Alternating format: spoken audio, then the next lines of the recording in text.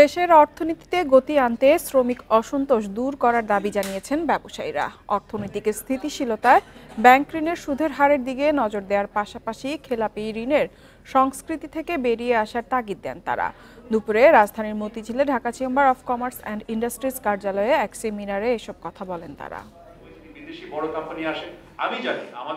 দেশের অর্থনীতির বর্তমান অবস্থা ও ভবিষ্যৎ কর্মপরিকল্পনা নিয়ে সেমিনারের আয়োজন করে Dhaka chamber of commerce and industry DCCI. এতে নিজেদের মতামত তুলে ধরেন ব্যবসায়ীরা।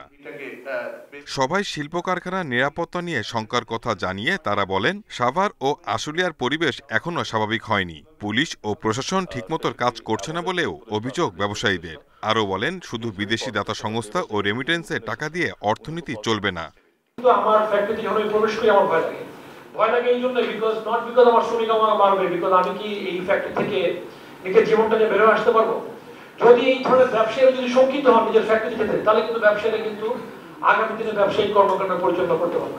প্রায়োরিটি বেসিসে এই ট্রাবল এরিয়াগুলোতে আশুলিয়া, নারায়ণগঞ্জ, গাজীপুর, চিটাগং যেখানে যেখানে হচ্ছে, এইখানে যে স্থানীয় পুলিশ এবং ইন্ডাস্ট্রিয়াল পুলিশকে কিভাবে নতুনভাবে উদ্বুদ্ধ করে তাদেরকে কাজে লাগাতে হবে।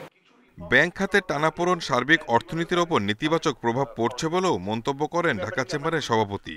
সুদের হার কমানো ও গ্যাস সংকট নিরসনের তাগিদ দেন।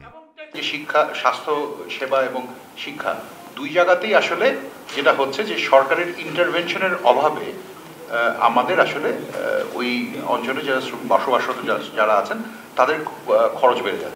সামগ্রিক উন্নয়নে শুধু ব্যাংক খাত নয়, রপ্তানি বাড়ানোর ওপর নজর দেওয়ার পরামর্শ দেন অর্থনীতিবিদরা। অর্থনৈতিক বাকি অংশটায় কিন্তু এখনো পলিসি অ্যাটেনশন আসেনি। এটা আমার কাছে একদম ক্লিয়ার। আমি জানি না আমাদের ব্যবসায়িক নেতৃবৃন্দরা কি বলবেন। এই পলিসি গভর্নেন্স যতক্ষণ ফেরত না নিয়ে আসতে পারবো ততক্ষণ কনফিডেন্স আসবে না এবং ম্যাক্রো রিকভারিও বাধাগ্রস্ত হবে। সেমিনারে পরিবেশ বান্ধব শিল্প কারখানা গড়ে তোলার ওপর জোর দেন আলোচকরা। Shahid Ahmed, independent news, Dhaka.